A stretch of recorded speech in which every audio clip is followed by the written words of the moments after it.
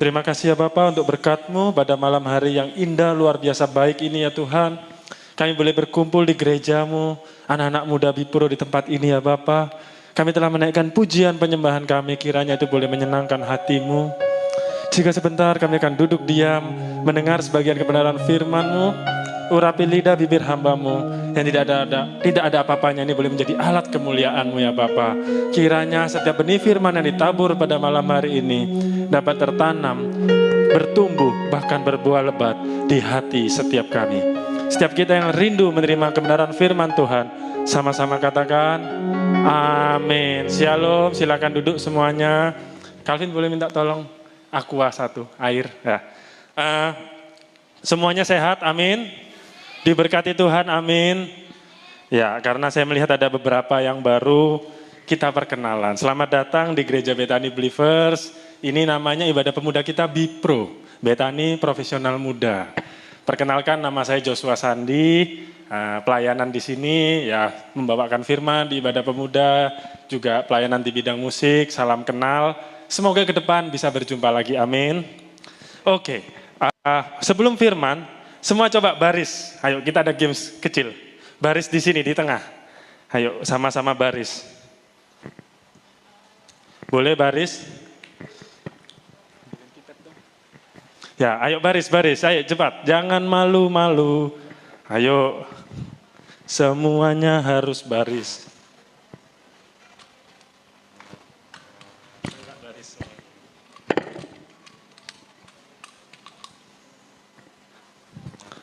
Ayo baris. Dinda, Esther semua ya. Kita games dulu biar nggak ngantuk. Baris lurus dong, lurus. Agak maju ini, Vera. Belakang nggak. Ayo, Sandri. Ayo, Esther. Mantap. Haleluya. Silakan Evan boleh bergabung juga. Semua udah ya. Oke, multimedia boleh ditayangkan. Nanti kita lompat ke kiri atau ke kanan sesuai yang tayangan multimedia ya. Teman-teman pilih ya, ini yang pertama contohnya. Ayo Hardi boleh. Libur atau kerja atau sekolah, pilih mana? Lompat. Yang libur kiri, yang mau suka kerja kanan. Paham gak sih? Anak-anak muda ini lola semua ya, haleluya. Yang pingin lebih suka libur, lompat ke kiri, yang suka kerja lompat ke kanan. Kita lihat, anak Bipro, rajin kerja atau malas kerja ya. 1, 2, ya. Wah, lebih banyak yang suka kerja. Wah, beri tepuk tangan. Ini orang-orang malas yang di sini ya. Siap ya, ready ya, langsung ya. Begitu tayang muncul langsung lompat ya. Next, Bu Gem. Lagu rohani versus dunia. Yo, ada yang suka dunia ya. Ini K-pop ini ya. Lagu apa? Suka lagu apa? Latah ya, langsung lompat. Kalau Esther pasti K-pop, Esther. Halil. Jujur. Ini jujur. Yang di sini nih antara suka lagu rohani atau nggak jujur. Next, Alkitab atau buku lain? Iya, ini jujur ya. Ini yang ngomong Alkitab, ini patut dipertanyakan. Kapan terakhir baca Alkitab? Jangan-jangan baca Alkitab cuma di gereja. Siap ya, balik. Ready ya, 1, 2, ya. Doa fajar atau doa malam? Suka pagi atau malam? Banyak juga yang suka doa fajar. Ada yang di tengah-tengah, netral. Ada yang suka doa pagi, ada yang suka doa malam. Next. Perpuluhan atau tidak perpuluhan? Perpuluhan kiri, yang enggak kanan. Iya, ada beberapa yang enggak perpuluhan ya. Haleluya. Terima kasih kejujurannya. Next. Dipuji atau memuji? Wah, memuji. Rata semua memuji. Kalau gitu lain kali saya enggak mau memuji kalian lagi ya. Balik, netral lagi ya. Memberi atau diberi? Ya, Calvin suka minta-minta ya. Ayo kembali ya. 1, 2, ya. Sehat atau sakit? Wah, nggak ada yang mau sakit ya. Balik. Ini terakhir kayaknya berikutnya ya. Siap ya. 1, 2, ya. Olahraga atau tidur? Iya, lebih banyak yang suka olahraga. Oke, silakan kembali. Beri tepuk tangan untuk diri kalian sendiri. Haleluya. Next slide. Jadi firman saya hari ini, saya beri judul, tubuh sehat, pelayanan kuat. Kenapa saya firman hari ini tentang kesehatan? Karena saya tahu kita semua orang-orang yang sudah kuat rohnya, jiwanya kuat, tapi tubuh ini yang sering lemah ya kan.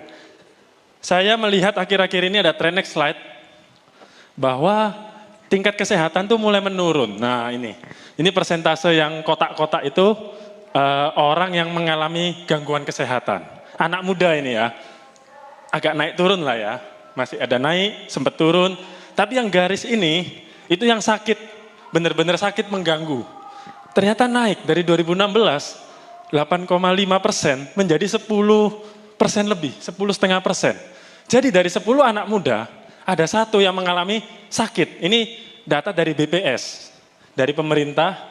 Jadi dari 100 orang, misalnya 100 anak muda, 10 anak muda rata-rata mengalami sakit yang lumayan parah. Kalau yang kotak ini kan sakit ringan, kalau yang garis itu sakit yang parah. Ternyata banyak sekarang anak-anak muda terjangkit penyakit.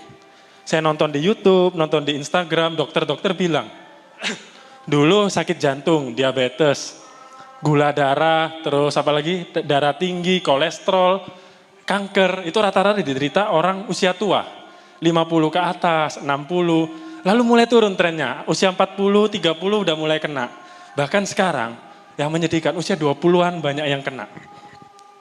Saya nonton di sebuah feed, ya di Instagram video, ada seorang bapak, dia lagi di rumah sakit, dia ketemu satu ibu sama bawa anak, masih anak SMA. Si ibu ini penasaran kan, dia wawancara lah ibu ini. Ibu, siapa yang sakit? Kok anaknya masih pakai seragam SMA kan? Pakai seragam SMA kok ke rumah sakit? Si ibu ini bilang, anak saya yang sakit. Oh, sakit apa ibu? Gagal ginjal. Oh, usia berapa? Kelas 1 SMA.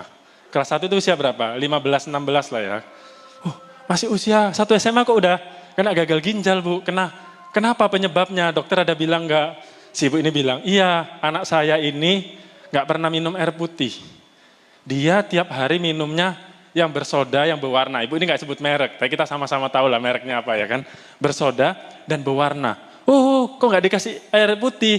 Iya dia kalau minum air putih dia mual, nggak suka. Akhirnya sekarang kata ibu ini, setiap minggu harus 2 kali cuci darah. Bayangkan, cuci darah itu nggak enak loh, katanya sakit, terus biayanya mahal.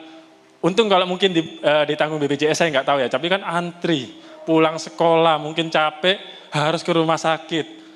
Cuci darah itu darah kita diambil, kayak ada satu tabung atau alat, dibersihkan, darah di situ dibalikkan ke badan kita. Karena apa? Ginjal kita udah nggak berfungsi. Ginjal itu kan fungsinya membersihkan darah dari racun. Karena si anak ini makannya, minumnya sembarangan, ginjalnya nggak kuat. Karena minuman soda dan manis-manis berwarna ini kan banyak kandungan kimia. Ginjalnya ini yang selama ini melawan supaya nggak keracunan.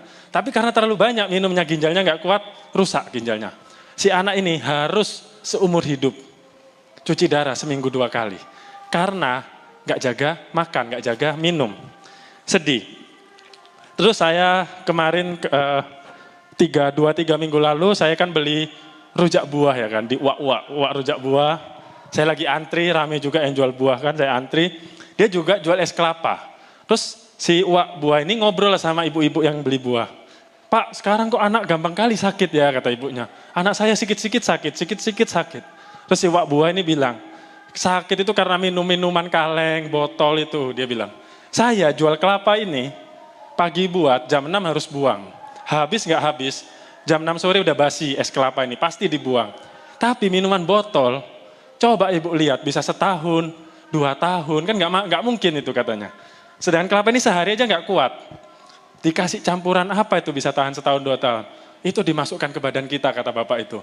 Gimana anak-anak kita nggak sakit? Karena ya ini sekarang saya pikir betul juga. Makanan dulu sehari 2 hari basi. Sekarang bisa 2-3 tahun loh. Lihat aja ke supermarket, lihat itu apa expirednya kan, kadaluarsanya. 2025, 2026. Dan itu kita masukkan ke perut kita. Gimana kita nggak sakit? Dan banyak kita meremehkan soal hal ini. Bahkan termasuk gereja. Next slide. Nah ini, gak kebaca. Aku melatih setiap hari kekuatan otot rohaniku supaya semakin kuat di dalam Tuhan. Banyak kita anak-anak muda di gereja, otot rohaninya kuat. Karena gereja terus mengajarkan, termasuk gereja kita kan.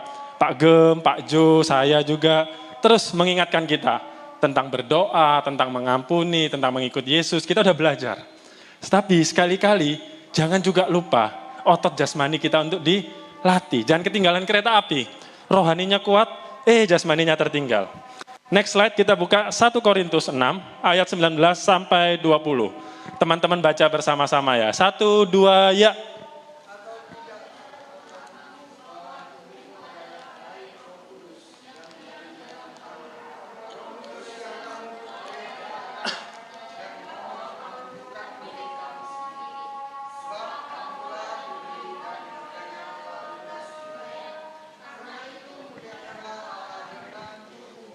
Amin.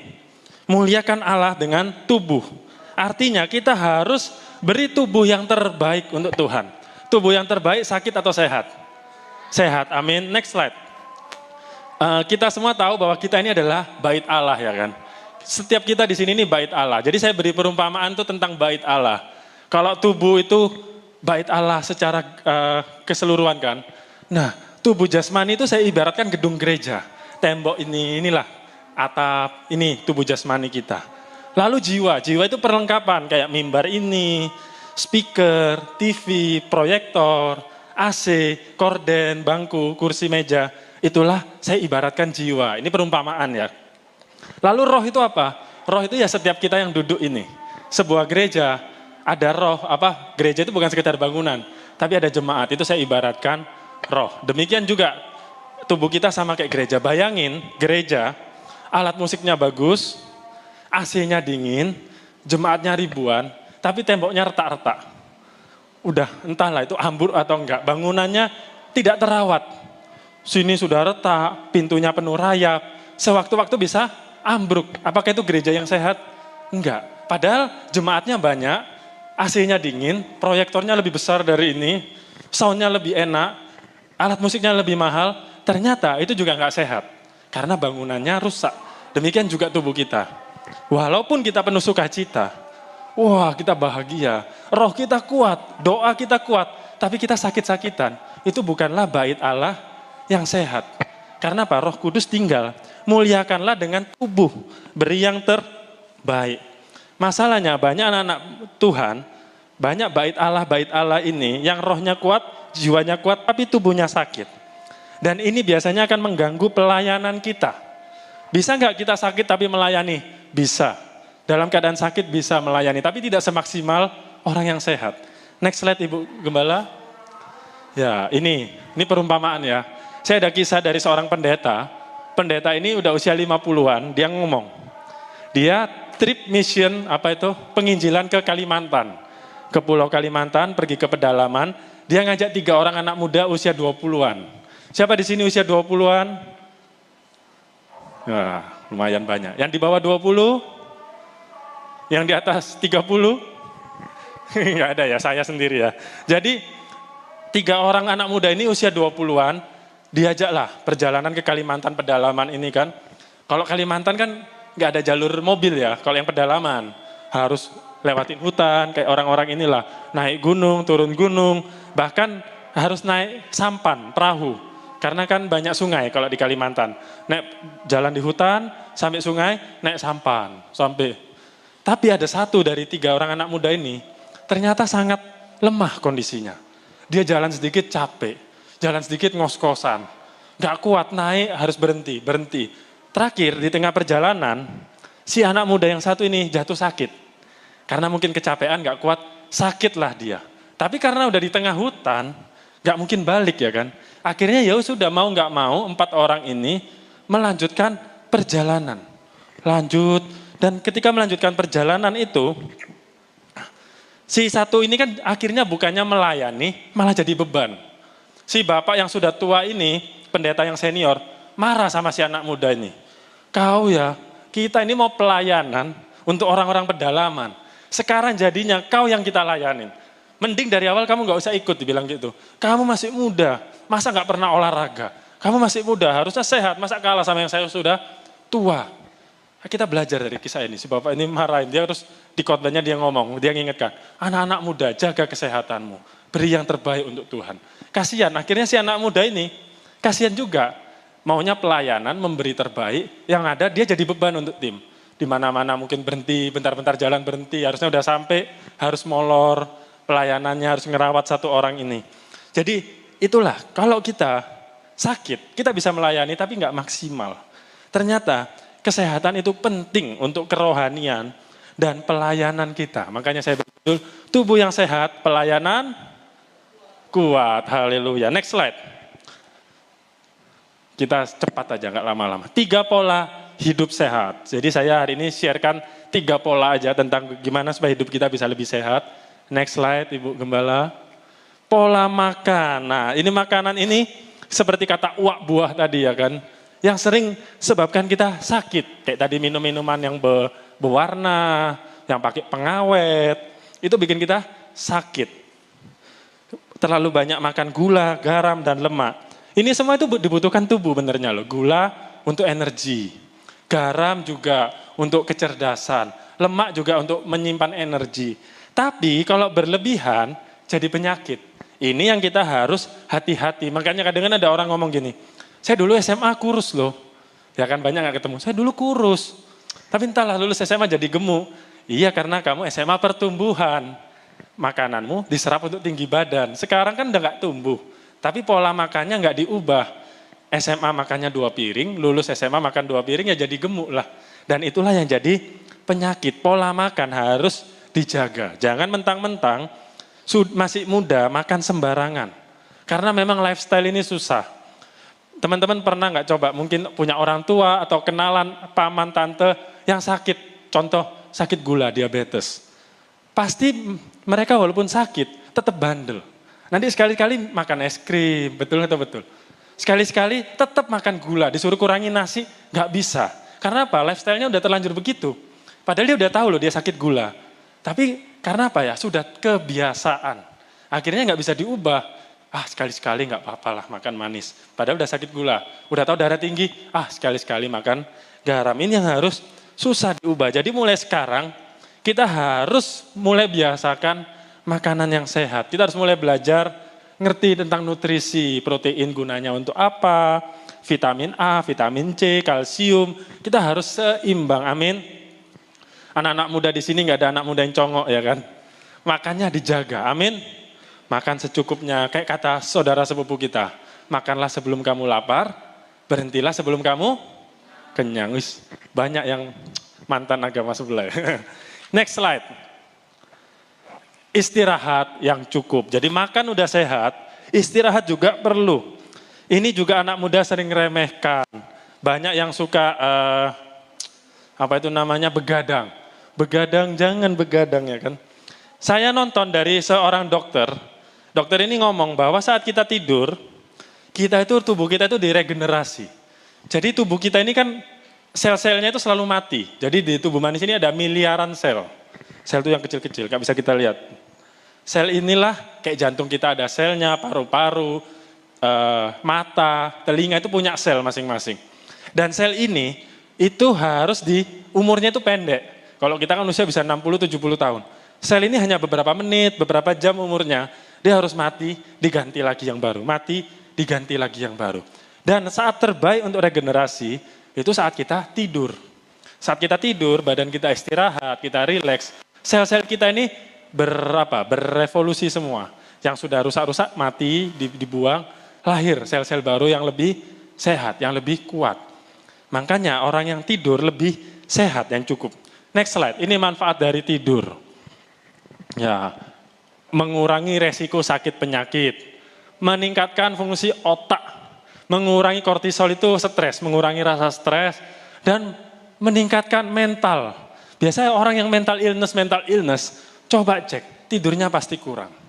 Orang yang moodnya naik turun, bentar marah, bentar nangis, bentar ketawa, sekarang ada yang lagi ketawa, saya tidak tahu siapa, itu pasti kurang tidurnya. Jadi cara gimana supaya mood, kadang kan kita bingung, aku kok mood-moodan ya, disenggol sedikit marah, tapi nanti happy habis gitu, kurang tidur. Coba tingkatkan kualitas tidurnya, pasti moodnya baik. Kurangi stres, mengelola berat, menurunkan berat badan, meningkatkan energi, relationship, jadi kita hubungan sama orang lebih baik. Orang yang ngantuk, yang kurang tidur, pasti gampang emosi, gampang karena stres kan. Jadi hubungan sama orang pun jadi buruk. Lalu imunitas juga naik. Jadi tidur ini sangat penting. Banyak orang meremehkan ini. Jadi ayo anak-anak muda, kenapa anak-anak muda sekarang banyak mental illness ya kan? Mental illness, tidurnya kurang. Tapi saya susah tidur. Kalau susah tidur, berarti ada dua kemungkinan. Kurang aktivitas atau kurang minum. Minum air yang banyak. Kalau nggak bisa tidur, coba minum. Atau coba aktivitas olahraga sampai capek, pasti tidurnya enak. Nah, makanya kita belajar dari firman hari ini, tidur itu penting, amin. Harus istirahat secukupnya, amin.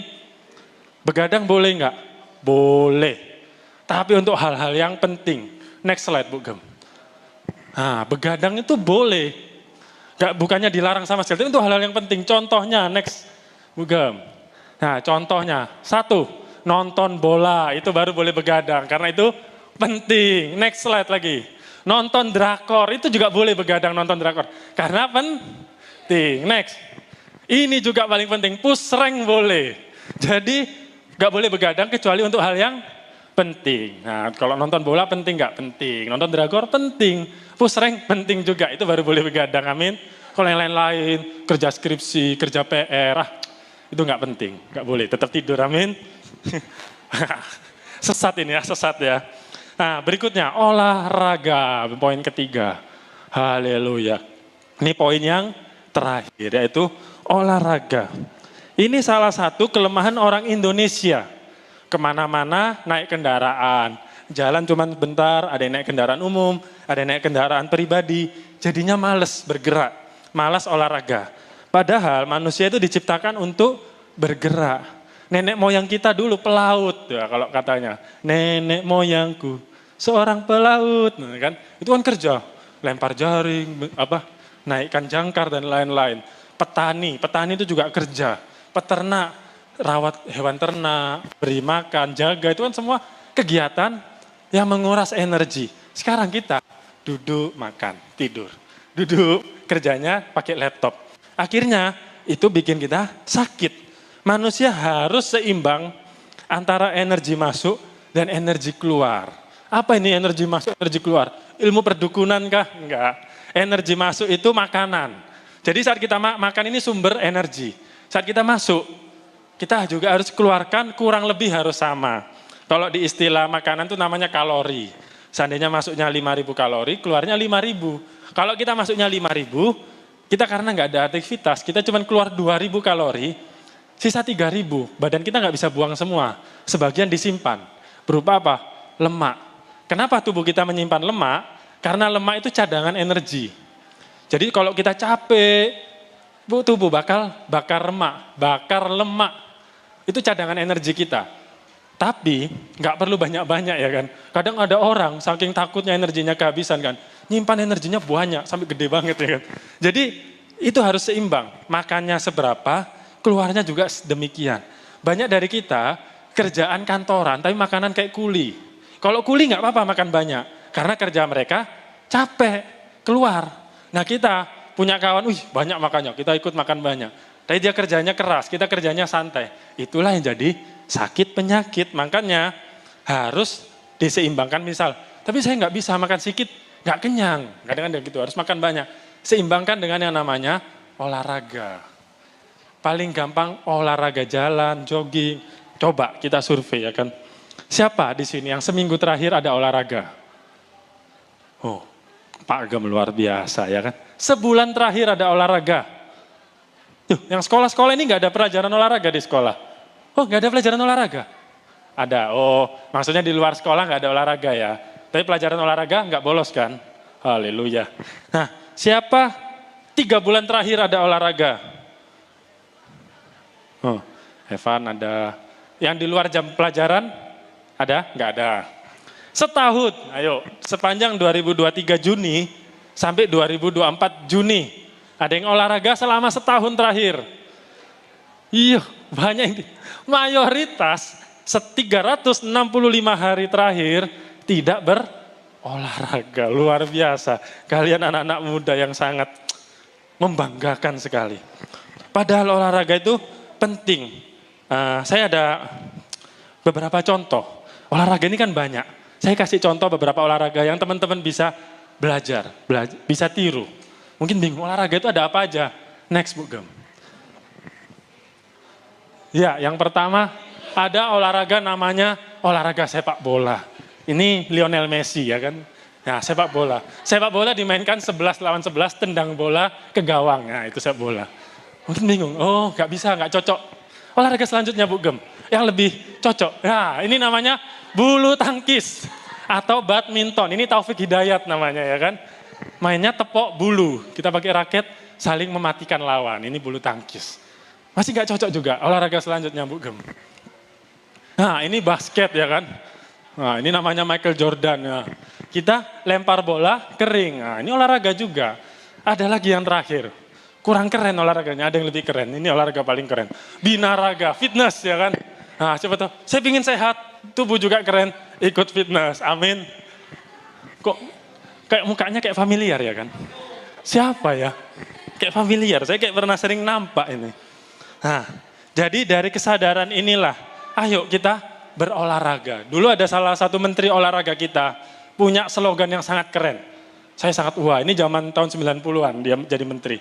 Di zaman Pak Soeharto, dia ngomong, memasyarakatkan olahraga dan mengolahragakan masyarakat. Itu moto dia, jadi memasyarakatkan olahraga dan mengolahragakan masyarakat. Indonesia sangat lemah dalam hal olahraga. Jadi ayo kita anak-anak di sini mulai belajar olahraga.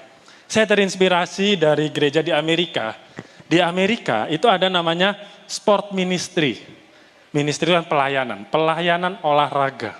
Jadi di gereja-gereja Amerika, mereka itu melek pentingnya kesehatan. Mereka tidak hanya mengajarkan jemaat-jemaatnya tentang kerohanian, tapi juga mereka mengajarkan jemaat-jemaatnya untuk hidup sehat. Apalagi Amerika sekarang kan banyak obesitas. Jadi gereja-gereja ikut bergerak menyehatkan jemaatnya dulu. Karena dengan tubuh yang sehat, kita bisa memuliakan Tuhan lebih baik. Jadi dibentuk sport ministry, di situ mereka mengadakan kegiatan olahraga rutin, bikin event, nanti biasa ada ketuanya satu. Ketuanya ini biasa wakil gembala atau pendeta muda. Jadi yang jadi ketua sport ministry ini nggak sembarangan, benar-benar ditunjuk untuk menggembalakan, bahkan sport ministry ini menjadi wadah penginjilan juga bisa. Nah, ini yang Indonesia kurang. Banyak gereja di sini, di Indonesia, punya pelayanan untuk orang sakit, termasuk gereja kita. Next slide, Bu Gem. Yaitu We Care, kalau gereja kita namanya We Care. Pelayanan orang sakit, kita ke rumah sakit, kita, kok masih ada ya fotonya? Haleluya. Nah, kita mendoakan orang-orang sakit. Ini semalam saya sama Calvin, ke rumah sakit doakan orang sakit. Kita ada pelayanan orang sakit, gereja banyak. Kenapa kita nggak buat pelayanan yang mencegah orang untuk sakit? Nah, ini yang sekarang gereja kita mau buat. Jangan sekedar melayani orang yang sakit, orang yang sehat pun perlu dilayani supaya nggak perlu didoakan seperti ini, supaya mereka sehat. Amin. Jadi ke depan, next slide Bu Gem. Gereja kita ada rencana mau bikin badminton. Kenapa badminton? Masih foto saya juga ya, haleluya. Saya kira udah normal. Kenapa badminton? Karena cowok dan cewek bisa ikut. Ada beberapa si Calvin usul futsal, tapi futsal kan cowok doang. Ceweknya nggak bisa ikut. Jadi kita pilih olahraga yang universal, cowok bisa, cewek bisa. Rencana mungkin hari Jumat, tapi ini belum pasti ya. Hari Jumat, ada yang mau ikut nggak? Kalau kita bikin jam 7, tiap hari Jumat bulu tangkis. Ada yang mau ikut? Evan ikut, David, Hardi ikut. Cewek-cewek, kita bikin bulu tangkis supaya kalian ikut loh cewek-cewek ya. Yang ikut, nanti saya izinkan ke Kak Gesti. Mau ikut ya? Haleluya. Sandri ikut? Ikut kan? Tenang.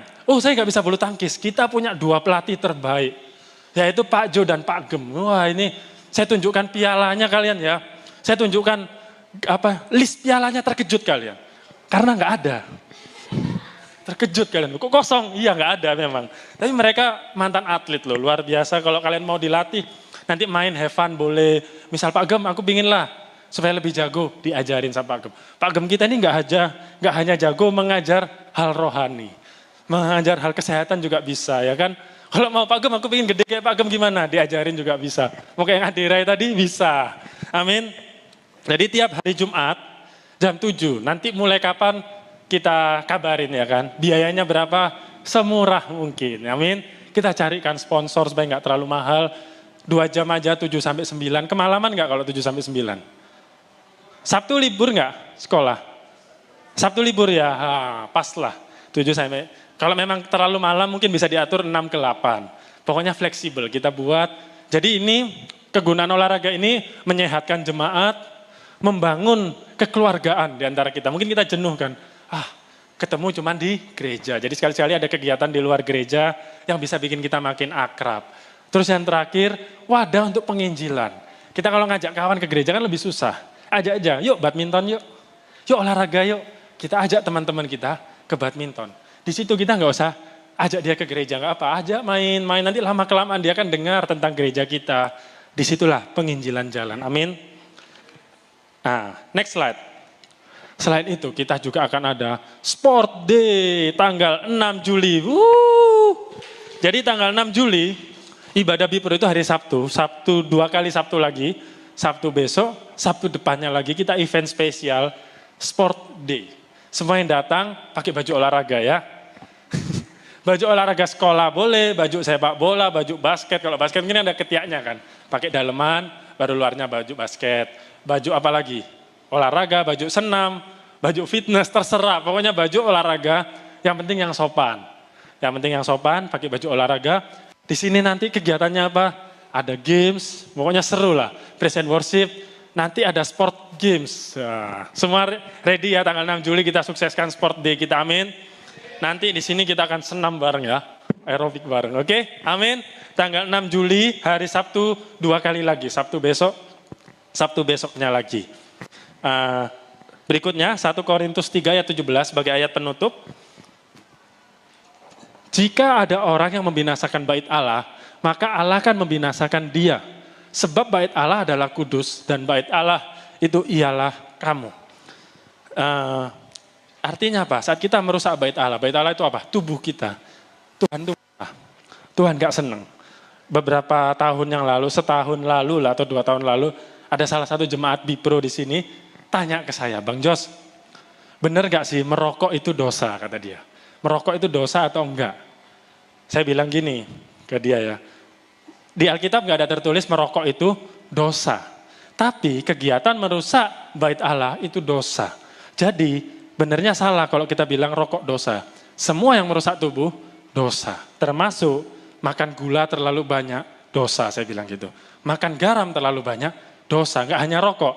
Sekarang kan kita ini mendiskreditkan rokok. Rokok ini dosa, makan gula banyak nggak dosa. Sama mematikannya. Terus karena kita nggak berolahraga, lalu kita jadi sakit, itu juga dosa. Karena kita merusak bait Allah. Jika ada orang membinasakan bait Allah, maka Allah membinasakan dia. Tuhan gak seneng. Artinya, ayo Tuhan pingin kita jaga amin. Saya undang tim PAW boleh naik ke atas mimbar. Sebagai penutup, next. Pola hidup sehat.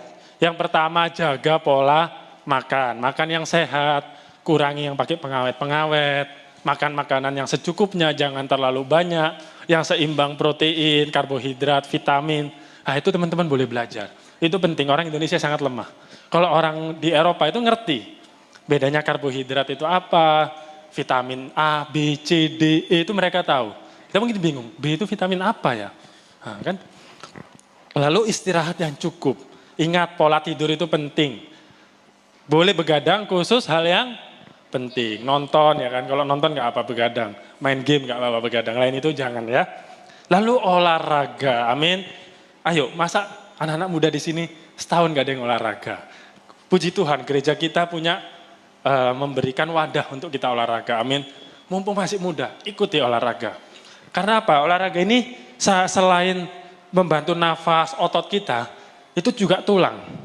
Dokter tulang bilang, orang yang mudanya berolahraga, saat tua, resiko dia bungkuk gini itu jadi jarang, jalannya gini, itu jadi semakin mengecil. Kalau kita mudanya rajin olahraga, saat kita tua, karena tulang kita ini jadi kuat, tahan benturan. Karena manusia itu bisa beradaptasi. Saat kita merasa tulang kita capek, sakit, badan kita beradaptasi, memperkuat tulang kita.